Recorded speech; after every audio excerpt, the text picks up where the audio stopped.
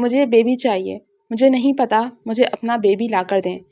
18 سالہ ماہین منہ بسوڑتے ہوئے آ کر تبریز حمدانی کی گود میں بیٹھتی، اس سے اپنی خواہش کا اظہار کر گئی تھی، جسے سنتا وہ حق تک رہ گیا تھا۔ آپ کو کس نے کہا بیبی کا؟ آپ ہو نا میرا بیبی، ہمیں کوئی اور بیبی نہیں چاہیے۔ تبریز حمدانی نے اسے پیار سے پچکارا۔ نہیں ریز، مجھے ہمارا بیبی چاہیے۔ نور مجھے اپنا بیبی نہیں دیتی، وہ کہتی کہ میں اس کے بیبی کو رلاتی ہوں۔ ایسا نہیں ہے، میں اس سے پیار کرتی ہوں، وہ گندی ہے۔ آپ مجھے میرا بیبی لا کر دیں گے نا؟ وہ سوں سوں کرتی اسے ساری بات بتاتے، امید طلب نظروں سے اس کی طرف دیکھتے تبریز حمدانی کو سخت مشکل میں ڈال گئی تھی۔ تبریز حمدانی کا نام کس نے نہیں سنا تھا؟ وہ بے حد بگڑا ہوا امیر زادہ، جس کے قصے سارے عام لوگ کہتے اور سنتے، مگر جس کلاس سے اس کا تعلق تھا وہاں یہ بات عام تھی۔ پھر وہ امریکہ جیسی ریاست سے آیا تھا، وہاں کیا نہ ہوتا تھا، اور گھر کے بزرگوں نے اس بات کو عام اور سادہ لے رکھا تھا کہ لڑکوں کا کچھ نہیں بگڑتا۔ وہ 32 سالہ نوجوان دیکھنے میں بلا کا ہینڈسم اور پرکشش تھا۔ اس کی سیاہ زیر کرتی شارپ نگاہیں منٹوں میں کسی کو بھی اپنا اسیر بنا لیتی تھیں۔ دادا جی کے کہنے اور منت پر وہ اپنا سارا بزنس اب پاکستان اسلام آباد میں سیٹ کر رہا تھا۔ امپورٹ ایکسپورٹ کا یہ بزنس ان کا خاندانی بزنس تھا۔ وہ چاہتا تو انکار کا حق رکھتا تھا، مگر خود بھی اب بوریت محسوس کرنے لگا تھا۔ یوں بھی مغربی عورت شادی کے لائق نہیں تھی، اور وہ خاندان کا سب سے بڑا صاحبزادہ تھا۔ اس سے چھوٹے تمام منگنی شدہ اور نکاح شدہ تھے۔ داد جی روز اسے شرم دلاتے کہ ایک آدھ منگنی کا شور ہی ڈال دو۔ داد جی کے لاڈ پیار میں خوب بگڑا تھا۔ جب تک وہ ہاں کرتا، گھر کی سب ہم عمر لڑکیاں بیاہی جا چکی تھیں، کچھ تو 2-3 بچوں کی مائیں بن گئی تھیں۔ اب کون اس بگڑے لڑکے کی آس میں بیٹیاں گھر بٹھاتا، تو جس کو جو مناسب رشتہ ملا وہیں اس کا ڈھول بجتا گیا۔ اب وہ کسی مشرقی عورت سے شادی کرنا چاہتا تھا جو بالکل انچھوئی اور ایسی معصوم ہو کہ اس کے دل و دماغ سے بھی کسی کا گزر نہ ہوا ہو۔ وہ اس معاملے میں باہر رہ کر عجیب پوزیسو ہو گیا تھا۔ نہ کرتے بھی اور ہاں کرتے بھی اسے بزنس سیٹ کرتے کافی عرصہ لگ گیا۔ اب جبکہ وہ 32 سال کا کوارا مرد تھا، وہیں اس سے 2-3-4 سال چھوٹے لڑکے 1 یا 2 بچوں کے ابا بن گئے تھے۔ میرے لیے کوئی لڑکی نہیں چھوڑی کمینوں، میں بڑا تھا، تم سب نے میرا حق ضبط کیا ہے۔ وہ مصنوعی غصے سے بولا تو محفل زعفران بن گئی۔ تبھی حاشر کی بیوی اندر داخل ہوئی۔ جیٹ جی، اب کوئی اچھی سی لڑکی دیکھ کر شادی کر لیں۔ آپ کی عمر تک ہمارے میاں پہنچے تو ہماری بیٹی کندھے سے کندھا جوڑ رہی ہوگی۔ انہوں نے کہا تو وہ خفیف سا ہوا۔ کوئی اچھی لڑکی ملے تو کروں، ایسے ہی تبریز حمدانی کا دل اور وجود کسی کے بھی حوالے کر دوں؟ اور یہ اچھی لڑکی کی کیا ڈیفینیشن ہے؟ انہوں نے دلچسپی سے کہا تو تبریز کی آنکھوں میں چمک ابھری۔ ہاں، اچھی لڑکی سے مراد مسز حاشر حمدانی ہے۔ اب وہ تو نہیں مل سکتی، تو اپنے آس پاس سے کوئی اپنے جیسی لے آئیں۔ یہ حاشر صاحب کا حوصلہ ہے، جگر تم نہیں سہ پاؤ گے، ہر چمکتی چیز سونا نہیں ہوتی۔ باقی تبریز حمدانی نے پوچھا تھا۔ حاشر سے چھوٹے غالب نے آہ بھرتے کہا تو وہ گھورتی باہر نکل گئی، جبکہ حاشر کا کہکا سب سے جاندار تھا۔ گھر کی سب سے بڑی بہو تائی شازمہ اپنے پلوٹھی کی اولاد کے لیے رشتہ دیکھ رہی تھی۔ شہر بھر میں دھوم مچ گئی تھی۔ تبریز حمدانی کو کون نہیں جانتا تھا۔ بڑے بڑے انویسٹر بہانے سے اپنی بیٹیوں سے تبریز کو ملواتے۔ تائی شازمہ اپنے میکے سے لڑکی لانا چاہتی تھی، مگر مسئلہ یہ تھا وہاں اس کے جوڑ کی کوئی لڑکی نہیں تھی۔ حاشر کی شادی بھی انہوں نے اپنی بہن کی بیٹی سے کی تھی۔ اب ان کی صرف 2 ہی ذمہ داریاں باقی تھیں، ماہین اختر جو کہ شانزے کی سب سے چھوٹی بہن تھی، جو کہ 18 سال کی تھی اور اس وقت اپنے ددیال رہنے گئی تھی۔ جب سے اس کی بہن کا انتقال ہوا تھا وہ اسے اپنے پاس لے آئی تھی۔ دوسری ذمہ داری تبریز حمدانی تھا، جس کی ناک پر کوئی لڑکی نہیں چڑھ رہی تھی۔ وہ روز نئے میرج بیورو والوں سے ہزاروں لڑکیوں کی تصویریں لاتی، آنے بہانے سے دور پرے کے میکے والے رشتہ داروں کے گھر بھی جاتی اور تبریز کا ذکر چھیڑتی، مگر تبریز حمدانی تھا کہ اس کے دل میں اب تک کوئی نہیں سمائی تھی۔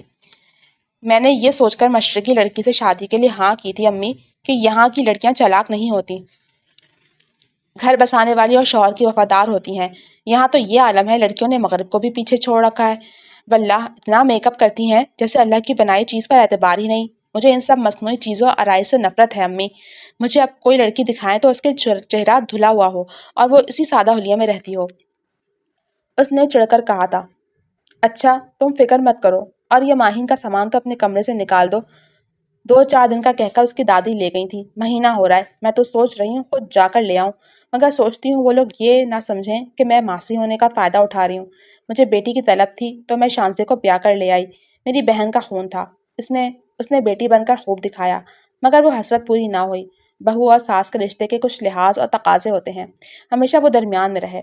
اللہ بخشے تمہاری خالہ نے اپنی زندگی میں ہی اپنے دونوں بیٹے اور شانزے کو بیاہ دیا تھا، اور پھر ماہین رہ گئی، ابھی تو محض 17 سال کی ہے، بالکل معصوم گڑیا۔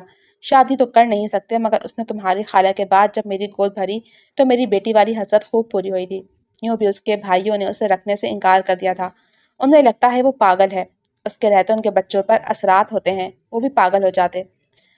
مگر میں اپنی بیٹی کو جانتی ہوں، وہ پاگل نہیں ہے، آج کل کی تیز ترار عورتوں سے بالکل مختلف، اسے دنیا داری نہیں آتی، شروع سے ہی گاؤں کی فضا میں زیادہ رہی ہے، دادی سے بہت مانوس تھی، مگر وہ اب بوڑھی ہو چکی تھی اور جوان ہوتی لڑکی کی ذمہ داری نہیں اٹھا سکتی، اس لیے انہوں نے اس کی ذمہ داری مجھ پر ڈال دی۔ یہ تو اماں جی کا بڑا احسان ہے، ورنہ میری بے رنگ زندگی میں رنگ تو تھے مگر پھیکے سے۔ مطلب وہ باہر ہے، اس لیے آپ نے اس گھر کا ماسٹر بیڈ روم اپنی لاڈلی کو دے دیا، اب وہ واپس آ کر واویلا کرے گی، جنگ لگ جائے گی یہاں، اس لیے اسے وہیں رہنے دیں۔ اس نے ہنس کر الماری سے اس کے کپڑے نکالتے کہا۔ نہیں، اسے دمے کا مسئلہ ہے تبریز، یہ کمرہ کھلا اور ہوادار تھا، میں نے اس کا کچھ ہی سامان یہاں رکھا ہے، ورنہ تو اس کا بیشتر سامان سامنے کے گیسٹ روم میں ہے، یہاں تو بس بیماری کی صورت میں ٹھہرتی تھی۔ تو آپ کی شہزادی اب کیسے بیماری میں یہاں رہے گی؟ میری بیوی تو پریشان ہو جائے گی۔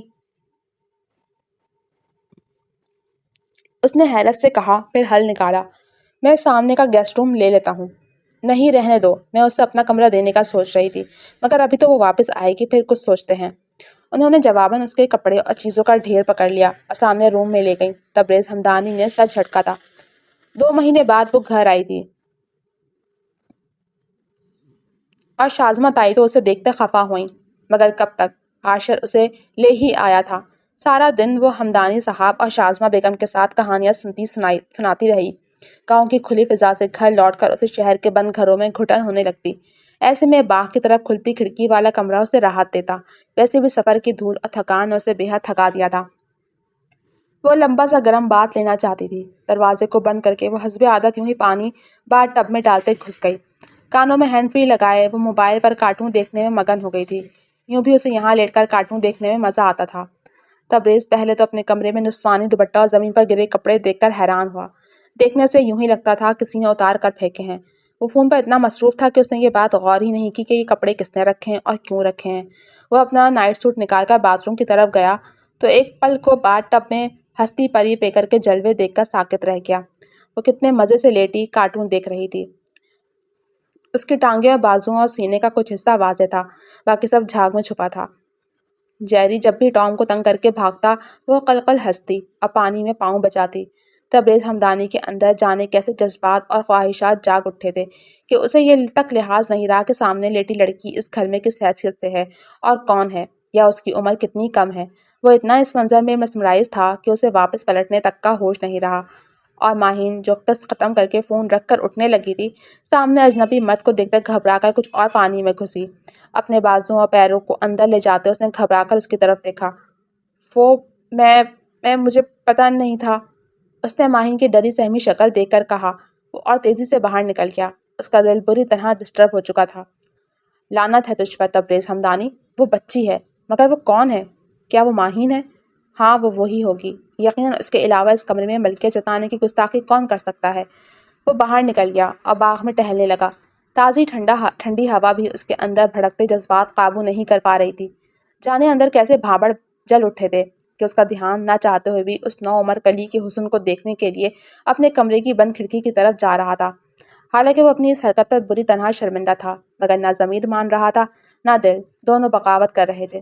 اس کا دل چاہا وہ باقی کے تمام مناظر بھی جا کر دیکھے، جو اسے نہ مشرقی عورت میں دیکھنے ملے نہ مغربی، وہ ڈر و خوف، اس کا جیری کی شرارتوں پر کھلکھلانا، اس کا تنہائی میں بھی معصوم نظر آنا، اسے اس وقت پاگل کر رہا تھا۔ اسے جو کچھ چاہیے تھا وہ سب ماہین میں تھا، حسن، نزاکت، معصومیت، حیا، خوبصورتی، ہر وہ چیز جو اسے چاہیے تھی۔ وہ اپنے سے 15 برس چھوٹی لڑکی کے لیے پاگل ہو رہا تھا، جس کی بڑی بہن اس وقت اس کے چھوٹے بھائی کے نکاح میں تھی۔ اس کے اندر ایک عجیب سی بے چینی چھا گئی تھی۔ اس کی ماں نے ٹھیک کہا تھا، ماہین صرف معصوم تھی، پاگل نہیں۔ اگر وہ پاگل ہوتی اور ایک اجنبی کو یوں دیکھ کر گھبراتی نہیں بلکہ کھڑی ہو کر کہیں جانے کی کوشش کرتی، مگر وہ تو پہلے سے چھپے ہوئے وجود کو مزید چھپانے لگی تھی، اور جتنا حسن وہ دیکھ پایا تھا اس سے زیادہ کی طلب اس کے اندر بھانپڑ جلا رہی تھی۔ وہ ساری رات بے چینی میں باغ میں ٹہلتا رہا۔ وہ نہا کر کپڑے پہنتی کمرے میں گئی، سارا کمرہ دیکھا، اجنبی غائب تھا۔ اس نے دروازے کو لاک کیا اور کھڑکیوں کے شیشے بند کر کے کرٹن گرائے۔ کئی بار سوچا، دیکھے جا کر چور چلا گیا ہے یا وہیں ہے۔ وہ اتنی بہادر نہیں تھی کہ باہر جا کر اس چور کا مقابلہ کرتی، مگر پھر کچھ سوچ کر حاشر کا نمبر ملایا۔ سوئی نہیں؟ اس نے جمائی روکتے کہا اور پاس لیٹے چھوٹے بچے کو تھپکنے لگا۔ لالا، گھر میں چور ہے۔ اس نے انکشاف کیا تو حاشر کا ہاتھ ایک پل کو رکا۔ خدا کو مانو لڑکی، صبح تو اتنا لمبا سفر کر کے آئی ہو، ابھی تک تمہارے سفر کے چکر نہیں اترے؟ کیا ہوا؟ کیا کہہ رہی ہے؟ ماہین ہے؟ شانزے نے علیزے کا یونیفارم لٹکاتے پوچھا۔ دماغ خراب ہو گیا ہے، پگلا گئی ہے، سٹیا گئی ہے۔ کہہ رہی ہے گھر میں چور ہے۔ باہر جو جن جیسی شکلوں والے دو موٹے سانڈ گارڈ کھڑے ہیں، ان کے ہوتے یہ بہن کس چور کو دعوت دے کر بیٹھ گئی ہیں؟ میں سچ کہہ رہی ہوں، وہ آیا تھا، اتنی بڑی بڑی مونچھوں والا، وہ جو ٹی وی میں ہیرو کپڑے پہنتے ہیں بالکل ویسے ہی پہنے تھے، اور اس کی شکل بھی حاشر بھائی جیسی تھی، مطلب ان سے کچھ اچھی تھی، ان سے زیادہ پیارا تھا، مگر بہت سارے فیچر ان کے جیسے تھے، ان سے کچھ زیادہ لمبا تھا۔ میں بھی کارٹون دیکھ رہی تھی اور وہ مجھے آنکھیں پھاڑے دیکھ رہا تھا، پھر باہر نکل گیا تو میں نے سب دروازے کھڑکیاں بند کر دیں۔ اس نے کہا تو حاشر خفیف سا ہوا، جبکہ شان سے ہنسنے لگ گئی۔ کہ تم نے چور کی خوبصورتی بیان کرنے کے لیے فون کیا ہے؟ اتنا ویل ڈریس اور حسین چور پہلی بار سن رہا ہوں، اب تو چور سے ملنا پڑے گا۔ وہ جھٹک کر فون بند کرتے باہر نکلا اور سارے گھر کا دورہ کر کے پھر اس کے کمرے کی طرف گیا جو خالی تھا۔ اس کے بعد اسے کال کی۔ پاگل لڑکی، نہ گھر میں چور ہے نہ تم، کدھر چھپی ہو؟ میں تو بیڈ پر بیٹھی ہوں۔ بیڈ پر؟ مگر بیڈ پر تو میرے سامنے خالی ہے۔ ارے سامنے والے روم میں آئے۔ اس نے اٹھ کر دروازے سے لاک ہٹایا اور اشارے سے بلایا۔ تم لالا کے کمرے میں کیا کر رہی ہو؟ میں تو نہا رہی تھی، پھر سونا چاہتی تھی، مگر پھر چور آ گیا۔ تو لالا کہاں ہے؟ وہ تو امریکہ ہیں۔ پاگل لڑکی، وہ مہینہ ہو گیا واپس آ گئے، امی نے تمہیں بتایا تو تھا۔ میں بھول گئی، مگر لالا تو کمرے میں نہیں ہے۔ اس نے پلٹ کر جواباً الماریوں میں دیکھتے بتایا۔ حاشر کمر پر ہاتھ رکھے اسے گھورتا رہا۔ سو جاؤ، سارا گھر دیکھ چکا ہوں، یہاں کوئی چور نہیں ہے۔ پھر اس کے سر پہ چپت لگاتے پلٹ گیا۔ تو پھر وہ کون تھا؟ کوئی بھوت پریت؟ اس نے جھرجھری لی اور بھاگ کر کمبل میں چھپ گئی۔ صبح تک وہ باغ کی ٹھنڈ کو اپنے اندر اتارتا رہا، حتیٰ کہ ہڈیاں منجمد ہو گئیں، مگر اس کے اندر کی گرمی اس کے جنگ جاری تھی۔ اور پھر فجر کی نماز پڑھ کر اس نے اپنی اس کیفیت سے نکلنے کی دعا کی، مگر پھر اچانک ایک فیصلہ کر کے وہ اپنی ماں کے کمرے میں پہنچ چکا تھا۔ کیا؟ ماہین سے شادی؟ جی، ماہین اختر سے۔ اس نے جان کر پورا نام لیا۔ مگر وہ بہت چھوٹی ہے تبریز، یہ کیسے ممکن ہے؟ پھر شان سے وہ اس کی بہن ہے اور تمہارے چھوٹے بھائی کی بیوی، دنیا ہنسے گی۔ مجھے وہ چاہیے امی، کسی بھی طرح۔ اگر آپ اسے سیدھے طریقے سے میرے حوالے نہیں کریں گی تو میں اسے کڈنیپنگ کروا کر نکاح بھی کر سکتا ہوں۔ شاباش میرے بچے، پہلے تو شادی کی عمر نکال کر یاد آیا شادی کرنی ہے، اب جب خیال آیا تو جس سے شادی کا شوشہ چھوڑا ہے اس کی اپنی عمر نہیں، اب وہ نابالغ ہے۔ ایک بات سوچو، اگر میں تمہاری منگنی کر بھی دوں تو اگلے 2-3 سال تو ہم اس کی شادی نہیں کر سکتے، اور تب تک تم 35-36 کے ہو جاؤ گے۔ اچھا لگے گا کپل؟ تمہاری عمر تک حاشر کی اپنی بیٹی اس کے ساتھ اس طرح لگے گی، لوگ جو ہنسیں گے وہ الگ، میرا شریکہ تک اس گھر میں رہتا ہے، تمہاری چاچیاں خوب مذاق اڑائیں گی، یوں بھی انہیں ماہین سے چڑ ہے، میں نہیں چاہتی وہ معصوم بچی کسی کی نفرت کا شکار بنے۔ آپ کو مجھ پر اعتبار ہونا چاہیے ماں، میری بیوی کی طرف کوئی آنکھ اٹھا کر نہیں دیکھ سکتا تو جا کے نفرت کرنا، اور آپ اسے ان کے پورشن میں جانے ہی کیوں دیتی ہیں؟ اسے تو میں پوچھتا ہوں، وہ وہاں جاتی ہی کیوں ہے؟ وہ ایک دم بھڑک اٹھا تھا۔ تبریز ہمدانی، عقل سے کام لو، تم اسے ڈرا دو گے، وہاں عارف اور نور کی بچی ہے اور سمیر کے بچے ہیں، وہ ان کے ساتھ کھیلنے چاہتی ہے، اس کا دماغ بالکل بچوں کی طرح ہے، وہ لوگوں کے سخت رویے اور دل میں چھپی نفرت کی حقارت نہیں سمجھتی، اسی لیے اس کا اس گھر میں مقام ہونا چاہیے۔ کون رکھے میرے علاوہ اسے بچوں کی طرح؟ میں ہر طرح سے اس کا خیال رکھنے کے لیے تیار ہوں، چاہے تو اسٹیمپ پیپر پر سائن کروا لیں۔ تم مجھے کنفیوز کر رہے ہو تبریز، میں پھر بھی شانزہ اور حاشر سے مشورہ کروں گی، پھر اس کی مرضی بھی ضروری ہے، اور وہ سب سے بڑا مسئلہ وہ نابالغ ہے، اسے میں خود بالغ کر لوں گا، آپ لوگ بس ولی بن کر اسے میرے حوالے کریں۔ اس نے اس پر حتمی فیصلہ کیا تھا۔ وہ بیٹے کی ہت دھرمی دیکھ کر رہ گئیں، شادی کا بھوت چڑھا بھی تو کس طرح سے تھا۔ انہوں نے شانزے اور حاشر سے بات کی تو کتنے پل دونوں ایک دوسرے کو دیکھتے رہے۔ شانزے تو البتہ کچھ بولی نہیں، مگر حاشر گلا کھنکارا اور سیب کی قارچ منہ میں ڈالتے آہستگی سے بولا، لالا سے اچھا تو کوئی ہے ہی نہیں، ماہین کی نیچر، اس کی معصومیت کا فائدہ باہر کے لوگ اٹھا سکتے ہیں، مگر لالا نہیں، یہاں وہ ہم سب کی نظر کے سامنے رہے گی، اور پھر کوئی مسئلہ ہوا تو ہم ہیں نا، کیوں شانزے؟ اس نے شانزے کو کوہنی ماری، وہ یک دم خیال سے جاگی۔ کیا؟ جی؟ حاشر نے گہری سانس لی اور اس کا چہرہ تھاما۔ تمہیں لالا اچھے نہیں لگتے یا پھر ان پر یقین نہیں؟ ایسا کچھ نہیں ہے، مگر میں سوچ رہی تھی ماہین کا کیا ری ایکشن ہوگا، اور دادی جان وہ کیا کہیں گی؟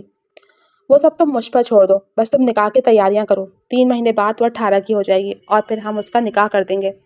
حاشر نے سر ہلایا، اور پھر حاشر نے کیسے سب کو منایا، کیسے سب ہوا کوئی نہیں جانتا تھا، مگر شوق تو سب کو تب لگا جب حاشر نے ماہین کے منہ سے بھی ہاں نکلوا دی۔ تبریز حمدانی ماہین کے سامنے جانے سے کترا رہا تھا، وہ جانتا تھا اس بار وہ اس کے سامنے آئی تو وہ جذبات میں کچھ غلط کر بیٹھے گا۔ بہرحال اس نے یہ 3 مہینوں کا طویل انتظار کاٹنا تھا اور کاٹ بھی لیا تھا۔ ان 3 مہینوں میں ماہین یہ تو جانتی تھی کہ اس کا نکاح تبریز حمدانی سے ہے، مگر اس نے نہ ہی اسے دیکھا تھا نہ ہی دیکھنے کی چاہت ظاہر کی تھی۔ گھر والے اس کی معصومیت پر مسکراتے رہتے تھے۔ حسب توقع جہاں سے مسز حمدانی کو لان تان کی فکر کہ دیورانی کیا کہے گی، وہاں سے جامد خاموشی اختیار کی گئی تھی۔ وہ کبھی کبھی خود ہی پچھلی طرف بنے گھر سے ملک گھر میں جاتی جس کا بس پورشن الگ تھا، مگر تھا ایک ہی گھر۔ مگر بارہا کریدنے پر بھی دیورانی کچھ نہ بولی۔ ہاں البتہ ان کا لہجہ پہلے سے کچھ روکھا ہو گیا تھا، اور عارف کی بیوی جو پہلے تائی اور ان کے بچوں سے خار کھاتی تھی، نہ جانے کیوں اتنی خوش تھی کہ ماہین کی شادی ہونے جا رہی۔ وہ خوشی کا الگ ہی لیول ہوتا، روز اپنے تینوں بچوں اور ہونے والے بچے سمیت ٹپک پڑتی اور اشتیاق سے چیزیں دیکھتی۔ اس قدر اشتیاق سے تو ماہین نے بھی نہیں دیکھی تھی، بلکہ اس نے تو دیکھی ہی نہیں تھی۔ اس کی تو اپنی ایک دنیا تھی، کارٹون اور کالج سے اکیڈمی، گھر آ کر کارٹون اور فرائز جوس۔ وہ اپنی پرانی دنیا میں اس قدر مگن تھی، یہ جانے بنا کہ کسی کے دل کی دنیا میں کیسے طوفان اٹھا کر وہ مزے سے رہ رہی ہے۔ اور پھر نکاح کے بعد اسے باغ کے جھولے میں تبریز حمدانی کے ساتھ بٹھایا گیا۔ وہ تو پہلے ہی جذباتوں میں تپا بیٹھا تھا، اب کے حسن ہتھیاروں سمیت دیکھ کر بھڑک اٹھا تھا، کچھ ملکیت کا احساس تھا۔ امی، مجھے رخصتی چاہیے ابھی، مجھے آپ صرف نکاح پر نہیں درخوا سکتے، اب میری گھر بسانے کی عمر ہے۔ اس کی فرمائشیں طویل ہو گئیں۔ اس نے بحث شروع کی۔ اندر کے کمرے میں دادی جان، شازماں، مسٹر حمدانی، حاشر اور شانزے تھے۔ نہ جانے کیا کھچڑی پک رہی تھی۔ باہر اس نے دل کھول کر اپنی پسندیدہ آئس کریم کھائی تھی اور معدہ اس قدر ٹھنڈا کیا کہ چھینکیں لگ گئیں، یہ جانے بنا اندر کوئی اس کی چاہت میں کس طرح جل رہا ہے۔ سمجھنے کی کوشش کرو تبریز، وہ بچی ہے، ابھی بچوں کی ذمہ داری نہیں اٹھا سکتی۔ بالآخر مسٹر حمدانی نے نازک پہلو اجاگر کیا تو اس نے گہرا سانس لیا۔ اوکے، میں اس کی اجازت کے بنا اولاد کی چاہت بھی نہیں کروں گا، مگر مجھے وہ چاہیے ابھی اور اسی وقت، اس نے اکھڑے لہجے میں کہا۔ اب کے سب نے حونک بنی شانزے کی طرف دیکھا، جس نے ہلکی سی ہاں میں گردن ہلا دی تھی، اور بس پھر جب رخصتی کا شور اٹھا تو بہت سے لوگ ناراضگی میں چلے گئے، بہت سے لوگوں نے حسد سے ماہین کو دیکھا، اور ایک ایسا شخص بھی تھا جس نے ماہین کو دھندلاہٹ بھری نظروں سے دیکھا اور پھر اوجھل ہو گیا۔ تبریز حمدانی کی اس حرکت پر سب نے بہت ہوٹنگ کی، اسے تنگ کرتے رہے۔ شانزے اسے تبریز حمدانی کے کمرے میں چھوڑ کر نیک لینے کے چکر میں باہر نکل گئی۔ اندر اس نے مزے سے سارے ہتھیار ہٹا کر شاور لیا، نائٹ سوٹ زیب تنگ کر کے کارٹون آن کیے، ساتھ ہی اپنی چپس کے پیکٹ کھانے لگی۔ شکر ہے صبح سنڈے ہے، ورنہ آج کے فنکشن کی وجہ سے چھٹی ہو جاتی، وہ بڑبڑائی۔ باہر شانزے سمیت سب کزنز تبریز حمدانی کے درگت بنانے پر تلے تھے، اور دادی جان اور اماں نے اس کا صدقہ اتارا۔ وہ آج سے پہلے اتنا خوش کبھی نہیں دکھا گیا تھا۔ اس وقت خوشی پا لینے کی چمک اس کے انگ انگ سے پھوٹ رہی تھی۔ بمشکل ان سے جان چھڑوا کر وہ کمرے میں داخل ہوا تو وہ پورے بیڈ پر ملکہ بنی سو رہی تھی۔ چپس اور ریپرز بکھرے تھے، فون پر کارٹون چل رہے تھے، خود اسے دنیا کا کوئی ہوش نہیں تھا۔ اچھا بچو، ہمیں بے چین کر خود سکون کر رہی ہیں۔ اس نے پہلے سارے ریپر اور دیگر چیزوں کو ہٹایا، پھر اپنی سفید کلف دار قمیص سے کف کھولتے کف لنگس رکھے، بازو آدھے اوپر کر کے خود کو ریلیکس کیا، اور پھر ماہین کے قریب بیٹھتے اسے ہلایا۔ 2 3 بار ہلایا تو وہ کسمسائی۔ اس کے ہونٹوں پر چپس کا مسالہ لگا تھا جو وہ چاٹنے لگی۔ اسے زبان پھیرتے دیکھ مزید وہ اسے جگانے کی فکر چھوڑ اس کے ہونٹوں پر قفل لگا چکا تھا۔ ماہین پہلے تو کتنی ہی دیر خود پر جھکے شخص کو ہٹاتی رہی، پھر تابڑ توڑ مکے مارتی رہی، مگر ان نازک ہاتھوں سے اس کا کیا بگڑنا تھا؟ الٹا اس کے دونوں ہاتھ وہ گرفت میں لے کر اونچے کر چکا تھا۔ اپنی مرضی سے اسے چھوڑتے ہوئے سیدھا ہوا، وہ سرخ ہونٹوں پر ہاتھ پھیرتی رو رہی تھی، اسے دیکھتے ڈر گئی۔ چور چور! تبریز اس کے ری ایکشن پر ٹھٹکا، اسے گرفت ڈھیلی پڑی اور اگلے ہی پر وہ چھلانگ لگا کر کمرے سے نکل گئی۔ تبریز حمدانی اس کے پیچھے لپکا۔ حاشر بھیا، آپی، چور، ماما، چور! تمہیں ہم سب چور نظر آتے ہیں؟ غالب تو بھڑک ہی اٹھا تھا۔ میرے کمرے میں چور ہے، اس نے مجھے یہاں یہ وہی چور ہے جس دن اس نے مجھے نہاتے دیکھا تھا اور کسی نے میری بات کا یقین نہیں کیا تھا۔ تذلیل کا کوئی آخری لیول تھا جو تبریز حمدانی نے محسوس کیا تھا۔ گھر کی خواتین شرمندہ اور مرد حق تک تھے، مگر کبھی کبھی مسکراہٹ سب چھپا رہے تھے۔ وہ الگ شرمندگی سے کھڑا تھا۔ اس کی بیوی سارے جہاں کو بتا رہی تھی کہ اس شخص نے شادی سے پہلے اسے کس طرح دیکھا، جبکہ اس نے دیکھا بھی نہیں تھا، اور سب کیا سمجھ رہے تھے، اور جس طرح اس نے شادی کی تھی اس کی شکل دیکھنے لائق تھی۔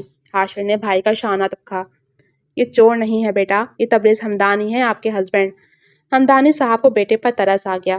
انہوں نے پیار سے اسے پچکارتے کہا تو حیران ہوئی، مگر تبریز تو میں نے تو کبھی انہیں دیکھا نہیں، پھر یہ یہاں کیسے آئے، اور انہوں نے میرے ساتھ۔ وہ مزید تبریز کو شرمندگی سے دوچار کرتی کہ شانزے اسے کھینچ کر لے گئی۔ پیچھے غالب اور حاشر کے کہکے ابل پڑے تھے۔ وہ پیشانی کھجاتا انہیں گھورنے لگا، باقی سب بھی مسکراہٹ دباتے نکل گئے۔ شانزے نے اسے تبریز کے بارے میں سب بتایا اور یہ سمجھایا کہ ان کے درمیان کی باتیں راز ہیں، میاں بیوی ایک دوسرے کا لباس ہوتے ہیں۔ اسے زمانے کی اونچ نیچ سے لے کر اس کے فرائض بتائے۔ پتہ نہیں اس کی سمجھ میں کچھ آیا تھا یا نہیں، مگر شانزے کو اس سے بہت امیدیں تھیں اور کچھ تبریز پر اعتماد تھا کہ وہ اب اسے ہینڈل کر لے گا۔ وہ چلی گئی تو اسے کمرے میں آتے دیکھ حاشر نے شرارتی مسکراہٹ سے دیکھا۔ جواباً شانزے بھی شوہر کی شرارت سمجھ کر ہنس دی۔ اس بار وہ اپنے آپ کو ریلیکس کرتا کمرے میں گیا اور وہ اسے دیکھ کر لب کاٹنے لگی۔ ایم سوری، اس نے کان پکڑ کر کہا تو تبریز ہلکا پھلکا ہو گیا۔ پھر اس کے قریب بیٹھ کر اسے گلے لگایا۔ تم اور میں بیسٹ فرینڈ ہیں ماہی، تمہیں اب سے کچھ بھی چاہیے ہوگا تم مجھے بتاؤ گے، تم اپنی ہر بات ہر وش مجھ سے شیئر کرو، یہی اس ریلیشن شپ کا ٹاسک ہے۔ میری سب نیڈز تم نے پوری کرنی ہے، میرا کھانا، میرے کپڑے، میری محبت اور تمہاری کارٹون چپس اور دیگر جتنے بھی شوق ہیں ان کی ذمہ داری میری۔ وہ نرمی سے اس کے بازو سے ہلاتے سمجھا رہا تھا۔ اور اس دن میں غلطی سے واش روم گیا تھا، مجھے نہیں پتا تھا تم وہاں اس طرح کارٹون دیکھنے میں مصروف ہوگی، اور قسم سے میں نے زیادہ کچھ نہیں دیکھا، بلکہ یوں کہہ لو میں نے کسی خاص چیز کو نہیں دیکھا، اور پھر اسی لیے میں تمہارے سامنے نہیں آتا تھا، کہیں مجھ سے کنٹرول نہیں ہوا تو۔ جس بات کا ڈر تھا وہی ہوا۔ اس نے گہری سانس لی۔ ایم سوری تبریز، اس نے سرخ چہرے اور شرمندگی کے ساتھ کہا۔ وہ دھیمے سے ہنس دیا اور لب اس کی پیشانی پر رکھے۔ اٹس اوکے مائی لو، ماہی، اور تم مجھے تبریز نہیں صرف ریز کہا کرو گے، مجھے اچھا لگے گا۔ اوکے، ڈن ڈن فرینڈس، اس نے ہتھیلی سامنے پھیلائی تو تبریز نے تھام کر چوم لی۔ بیسٹ فرینڈس، ماہی ماہین۔ وہ گھر میں داخل ہوتے سب سے پہلے اسے پاس بلاتا، جیسے گھر کے سب سے چھوٹے بچے کو بزرگ بلاتے ہیں، اور ماہی حاضر ہو جاتی۔ ان کی شادی کو 10 مہینے ہونے والے تھے اور ماہین پہلے کی نسبت کافی سمجھدار ہو گئی تھی۔ اس میں واضح تبدیلیاں دیکھ شانزے، دادو اور باقی سب بھی مطمئن ہو گئے تھے۔ ماں، ماہی کدھر ہے؟ کافی کا مگ انہیں لاتے دیکھ تبریز حمدانی نے پوچھا۔ وہ تمہاری چاچی کی طرف گئی ہے، ابھی آتی ہوگی۔ میں نے گڑیا کو بھیج کر پیغام دیا کہ آ کر اپنے بے قرار میاں کو اپنی موہنی صورت دکھا دو۔ وہ ہنس دی تو تبریز حمدانی کے چہرے پر بھی مسکراہٹ چھا گئی۔ تھینکس ماں، خوش رہو آباد رہو۔ وہ دعائیں دیتی اس کے کمرے سے نکل گئیں۔ کچھ دیر بعد ماہین بھی آ گئی، مگر وہ بجھی بجھی سی تھی۔ اس کے چہرے پر ہر وقت رہنے والی شادابی غائب تھی۔ کیا ہوا میری جان کے ٹوٹے کو؟ مجھے بیبی چاہیے، مجھے نہیں پتا، مجھے اپنا بیبی لا کر دیں۔ 18 سالہ ماہین منہ بسوڑتے ہوئے آ کر تبریز حمدانی کی گود میں بیٹھتی، اس سے اپنی خواہش کا اظہار کر گئی تھی، جسے سنتا وہ حق تک رہ گیا تھا۔ آپ کو کس نے کہا ہے بیبی کا؟ آپ ہو نا میرے بیبی، ہمیں کوئی اور بیبی نہیں چاہیے۔ تبریز حمدانی نے اسے پیار سے پچکارا۔ نہیں ریز، مجھے ہمارا بیبی چاہیے۔ نور مجھے اپنا بیبی نہیں دیتی، وہ کہتی ہے کہ میں اس کے بیبی کو رلاتی ہوں۔ ایسا نہیں ہے، میں اس سے پیار کرتی ہوں، وہ گندی ہے۔ آپ مجھے میرا بیبی لا کر دیں گے نا؟ وہ سوں سوں کرتے اسے ساری بات بتاتے، امید طلب نظروں سے اس کی طرف دیکھتے تبریز حمدانی کو سخت مشکل میں ڈال گئی تھی۔ دیکھو تم ابھی بہت چھوٹی ہو ماہی میری جان، تم بچے کو نہیں سنبھال سکتے، میں عارف سے بات کروں گا، وہ روز تمہیں نور کا بیبی یہیں لا دے گا، پھر نور نہیں ڈانٹے گی۔ اس نے لب اس کی گردن پر رکھتے کہا۔ یہ مت کریں ریز، مجھے اس وقت بہت غصہ آ رہا ہے۔ آپ نے کہا تھا ہسبینڈ وائف ایک دوسرے کی ڈیمانڈز پوری کرتے ہیں، مگر آپ میری کوئی وش پوری نہیں کرتے، میرے کارٹون چھین کر میرے ساتھ پیار کرتے ہیں، مجھے جو نہیں کھانا ہوتا وہی کھلاتے ہیں، مجھے جو چپس پسند ہے اس کی جگہ پر اپنی مرضی کے لا کر دیتے ہیں۔ ایسے کیسے چلے گا؟ آج کے بعد میں آپ کو پیار بھی نہیں کرنے دوں گی۔ اس نے روٹھے لہجے میں کہا۔ اتنا ظلم؟ یا تم جانتی ہو تبریز حمدانی اپنی ماہین میں سمائے بنا نہیں رہ سکتا۔ اس نے اسے قریب کرتے کہا تھا۔ اور پھر اس کی ڈیمانڈ کو نظر انداز کرتے اس نے اسے بیڈ پر گرا لیا اور خود اس پر جھک گیا، مگر آج وہ خفا تھی اور سنجیدگی سے روٹ چکی تھی، ورنہ جس طرح وہ اسے محبت دیتی تبریز حمدانی کو شبہ ہوتا کہ وہ معصوم بننے کی ایکٹنگ کر رہی ہے، یا پھر وہ واقعی اتنی معصوم تھی کہ اس کی ہر ڈیمانڈ بنا جھجکتے پوری کر دیتی اور وہ سرشاری سے جھومتا رہتا۔ آپی، مجھے ریز نے کہا تھا وہ ہسبینڈ ہے، میری ہر بات وہ مانیں گے، میں کسی سے کچھ نہیں مانگوں گی۔ اس نے کچن میں پراٹھے بیلتی شانزے سے کہا، ساتھ میں غالب کی بیوی بھی تھی جو ہنڈیاں بنا رہی تھی، مگر ماہین سلاد کاٹ کر برتن رکھوانے میں مدد کر رہی تھی۔ شانزے اور آمنہ اسے کم ہی چولہے کے سامنے کھڑا ہونے دیتی، ایک تو وہ چھوٹی تھی، دوسرا انہیں ڈر تھا وہ کہیں ہاتھ نہ جلا لے۔ کھیرا منہ میں ڈالتے شانزے نے اس کی طرف دیکھا، ہر چیز تو پوری کر کے دیتے ہیں تبریز بھائی تمہیں، ناشکری لڑکی، اور کیا چاہیے؟ مجھے بیبی چاہیے۔ نور مجھے اپنا بیبی نہیں دیتی، وہ کہتی ہے میں اسے رلاتی ہوں۔ ریز کہتے میں ابھی چھوٹی ہوں، بیبی نہیں سنبھال سکتی، مگر آپ مجھے بتا دیں آپ اپنے بیبی کہاں سے لائی تھی، میں خود ہی آرڈر کر لوں گی۔ پھر دیکھنا ریز کو پتہ چلے گا کہ میں کتنی سمجھدار ہوں، بیبی سنبھال سکتی ہوں۔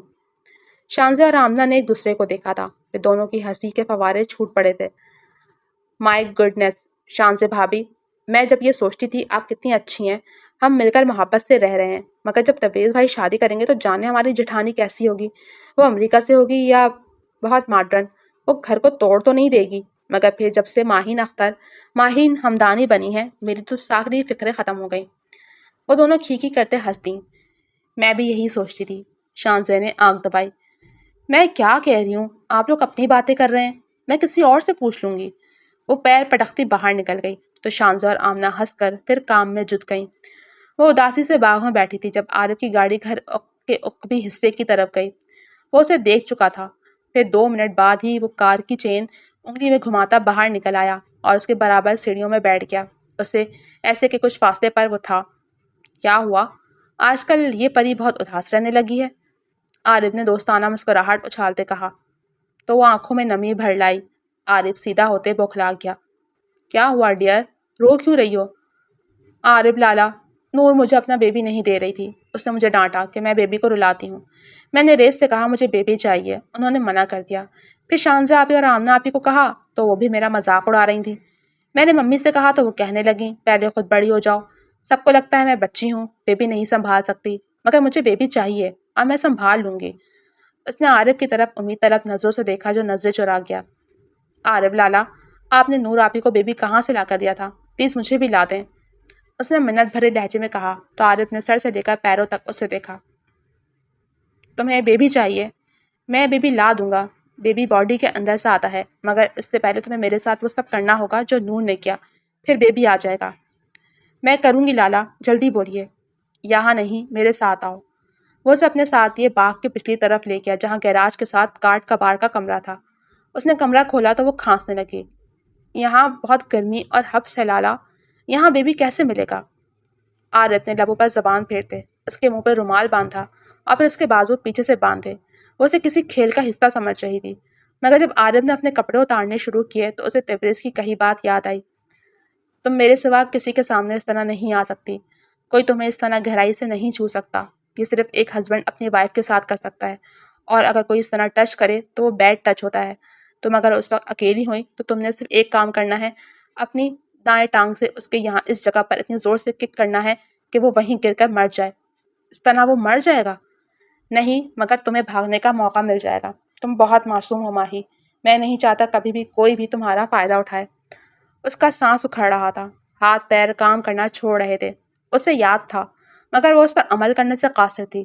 عارف نے اسے زمین پر گرایا، وہ رو رہی تھی، بے بسی سے خود کو آزاد کروانے لگی تھی۔ تمہارا شوہر نامرد ہے، یا پھر وہ تم سے اولاد نہیں چاہتا، اس طرح اگر وہ تمہیں مکمل چاہیے تو یقیناً تم ماں بن جاؤ گی۔ وہ اس کے جسم پر ہاتھ پھرتے بولا، بہت نرم و ملائم ہو، بہت نازک، بہت محبت سے برتنا ہے تمہیں، تم جیسے کھلی کلی بھی کچی کلی کی طرح ہوتی ہے۔ وہ اس کے ٹراؤزر کے الاسٹک پر ہاتھ ڈالتے بول رہا تھا۔ وہ اسے پکڑ چکا تھا، تبھی ہمت کرتے اس نے اسے وہیں ٹانگ مار دی جہاں تبریز حمدانی نے سکھایا تھا۔ وہ تڑپ کر پیچھے ہوا۔ وہ اپنی ٹانگوں کے درمیان ہاتھوں سے دباتے اس کے پیچھے لپکا، مگر وہ بھاگ رہی تھی۔ اس سے پہلے وہ اسے پکڑتا باغ سے گزرتے تبریز حمدانی کے قدموں میں جا کر ڈھیر ہوئی۔ اس کی حالت دیکھ کر تبریز حمدانی کا دل اچھل کر حلق میں آیا۔ عارف فوراً سے اپنے پورشن کی طرف کے دروازے سے گھر سے نکل گیا۔ وہ نہیں چاہتا تھا تبریز کچھ بھی جانے۔ وہ بے ہوش ہو گئی تھی۔ تبریز حمدانی نے چلا کر سب کو بلایا۔ یا خدا، یہ بند ہی کیوں ہے؟ اسے کیا ہوا؟ انہیلر لاؤ جلدی، اور گاڑی نکالے کوئی۔ وہ اس کے منہ پر جھکا CPR دے رہا تھا۔ آمنہ بھاگ کر انہیلر لے آئی، اور شاندے اور شازمہ تو ایسے تھی جیسے ان کا سارا لہو نچڑ گیا ہو۔ اس کے بازوؤں کو کھولتے اسے تیزی سے ہسپتال لے جایا گیا، جہاں ڈاکٹرز کی ٹیم نے انہیں تسلی دیتے اسے ٹریٹ کرنا شروع کیا۔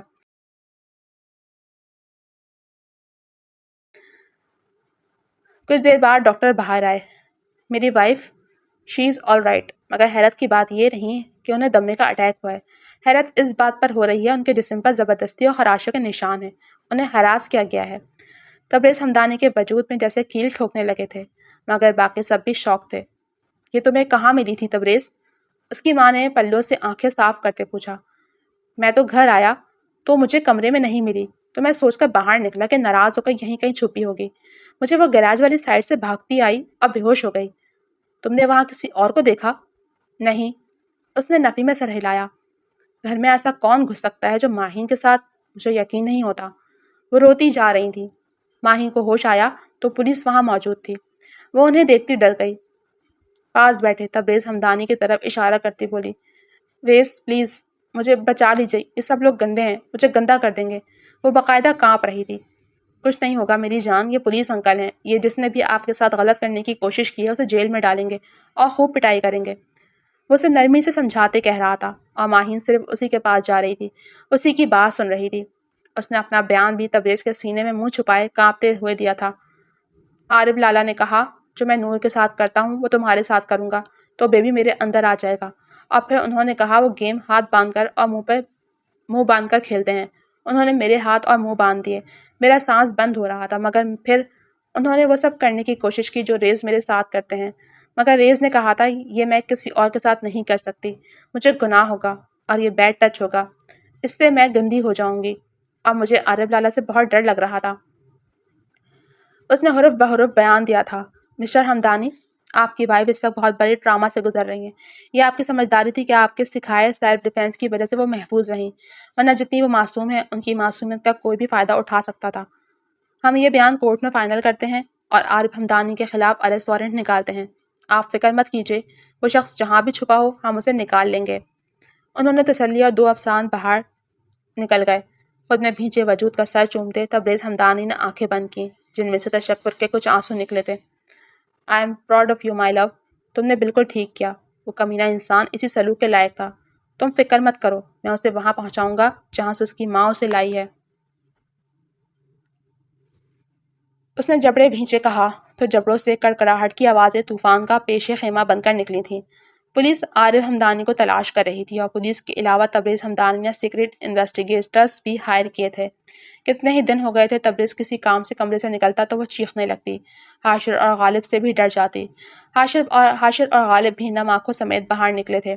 شازمہ اور شانزے کی آنکھوں میں الگ نمی رہتی، ایک آمنہ ہی تھی جو سب کی ہمت بندھاتی رہتی، مگر وہ اسے گھر کے کسی مرد کو اپنے قریب نہیں آنے دیتی تھی۔ تبریز حمدانی کے لیے اسے اس طرح دیکھنا بہت مشکل تھا۔ وہ انویسٹیگیٹرز کا فون سنتے باہر نکلا تھا جب اس نے شانزے کو حاشر پر چلاتے سنا۔ کیا مانگ رہی تھی؟ بچہ ہر عورت کا حق ہوتا ہے، پھر اس پر پابندی کیوں تھی؟ وہ نہیں سنبھال سکتی تھی تو اس گھر میں اس کی بہن موجود تھی، کیوں تبریز لالا نے اسے وہ حق نہیں دیا؟ اگر وہ اسے منع نہ کرتے وہ اس حال میں نہ ہوتی۔ شوہر کا کام ہوتا ہے کہ اپنی بیوی کو سمجھانا۔ اگر وہ ماہین کی معصومیت سے واقف تھے تو کیوں اسے ٹالتے رہے؟ وہ اس کی ناراضگی اور ضد سے بھی واقف تھے۔ وہ یہ بھی جانتے ہیں کہ ماہین کو نہیں پتا کس کے سامنے کیا بات کرنی ہے۔ میری بہن لوگوں کی بیٹیوں کی طرح چلاک اور تیز ترار نہیں ہے، وہ بالکل بھی دنیا داری کے داؤ پیش نہیں جانتی۔ ممی بھی اسے بیٹی کہتی ہیں، مائیں تو بیٹیوں کے بچے خود سنبھال لیتی ہیں، مگر انہوں نے ساس بن کر سوچا۔ سب کو اپنی فکر تھی، میری بہن کی خواہش کسی کے لیے معنی نہیں رکھتی تھی۔ آج اس کی یہ حالت اسی لیے ہے، آپ لوگ اس کی ہر خواہش کو بچی سمجھ کر ٹالتے رہے۔ وہ مزید نہیں سن سکا اور اپنے کمرے کی طرف چلا گیا، جہاں وہ شازمہ کے ہاتھ سے چھوٹے چھوٹے نوالے کھا رہی تھی۔ بھلا کوئی ساس اس طرح کسی بہو کو نوالے کھلا سکتی ہے؟ اس نے شانزے کی باتوں کو سوچا اور اس کی طرف دیکھنے لگا جس کے چہرے پر گہرے ہلکے تھے اور رنگت زرد ہو رہی تھی۔ وہ ابھی تک اس ڈرامہ سے نہیں نکلی تھی، ابھی تک سب سے ڈر رہی تھی۔ وہ بہتری کی طرف جا رہی تھی۔ تبریز کے لیے گھر رہ کر عارف کو تلاشنا مشکل ہو رہا تھا۔ وہ چاہتا تھا ماہین جلدی سے سنبھل جائے تو وہ عارف حمدانی کو اس کے انجام تک پہنچا دے۔ تبریز اور گھر والوں کی محنت کا نتیجہ تھا، وہ بہتری کی طرف جانے لگی۔ اس کے چہرے کی چھائی شادابی لوٹنے لگی تھی، مگر وہ حاشر اور غالب سے جھجکتے ذرا دور رہتی اور انہیں دیکھتی بہانہ بنا کر رفو چکر ہو جاتی۔ اس چیز نے حاشر اور غالب کو اذیت میں مبتلا کیا تھا۔ تبریز کو عارف کا پتہ چل چکا تھا اور اس نے اسے قید میں رکھا تھا۔ پچھلے 4 دن سے وہ بھوکا پیاسا اس تہہ خانے میں بندھا تڑپ رہا تھا۔ وہ بھوک پیاس گرمی کی شدت سے نڈھال ہو کر چلانے لگتا۔ اس کی آنکھوں اور بازوؤں اور پیروں کو کرسی سے باندھا گیا تھا۔ اس کی کمر اس وقت اکڑ کر تختہ ہو چکی تھی۔ وہ تڑپتا، کبھی چیختا، کبھی خاموشی سے بے ہوش ہو جاتا۔ وہ پانی کی چند بوندوں کے لیے تڑپ رہا تھا۔ چاچی جان اس واویلا کر کے گئی تھیں۔ وہ حاشر اور غالب کے بچوں کے ساتھ کھیل رہی تھی جب وہ دندناتے اندر داخل ہوئی۔ میرا بیٹا لاپتہ ہے، کم بخت بدچلن، اپنے سے 15 برس لڑکے کو پھانس لیا۔ ارے میری بیٹی کا حق تھا، اسے گھر کی لڑکی نظر ہی کیا آتی۔ وہ چلا چلا کر کہہ رہی تھی، تیری شادی پر صبر کا گھونٹ اس لیے بھرا تھا کہ چلو بیٹی کا گھر نہیں بسا مگر بیٹے کا گھر ٹوٹنے سے بچ جائے گا۔ جس طرح تو ادائیں بکھرتی رہتی تھی، نور مجھے پہلے ہی کہتی تھی کہ عارف کو تو پھنسا رہی ہے۔ ارے کھا گئی ڈائر، میرے بیٹے کا گھر کھا گئی۔ وہ ایسے چیخ رہی تھی کہ ماہین کے ہاتھ سے سارے کھلونے سب چیزوں کا گرنے کے بعد حشر ہو چکا تھا۔ اب وہ پتھر کی زرد بت بنے کھڑی تھی۔ شانزے اپنی بیٹی کے بلانے پر باہر آئی تو چاچی جان کو تماشا کرتے دیکھ آپے سے باہر ہو گئی۔ آپ کو شکر منانا چاہیے کہ ہم نے ابھی تک آپ کے گھر کی تلاشی نہیں کروائی، ورنہ عارف جو کہیں سے نہیں مل رہا وہ بزدل وہیں سے ملتا۔ ارے غیرت والا بیٹا تھا آپ کا تو مرد بن کر کسی کی عورت کو اس گھر تک پہنچاتا، نہ کہ اس کی معصومیت کا فائدہ اٹھاتا۔ وہ مرد نہیں، جانور ہے، جانور۔ اور آپ جیسی ماں ہو تو بیٹے اس طرح درندے بن جاتے ہیں۔ وہ دونوں زور و شور سے لڑنے میں مصروف تھیں۔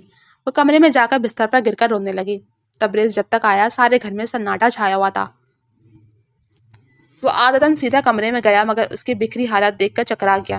ماہی، میری جان، کیوں رو رہی ہو؟ کس نے تمہیں رلایا؟ کہیں درد ہے؟ کچھ چاہیے؟ تم نے مجھے کال کی ہوتی۔ وہ اسے سیدھا کرتے بولا۔ بری طرح روتی اس کے شانے سے لگ گئی۔ میں بری ہوں، بہت بری۔ چاچی جان نے مجھے برا کہا، گندی باتیں کی۔ کون آیا تھا گھر میں؟ چاچی جان صرف۔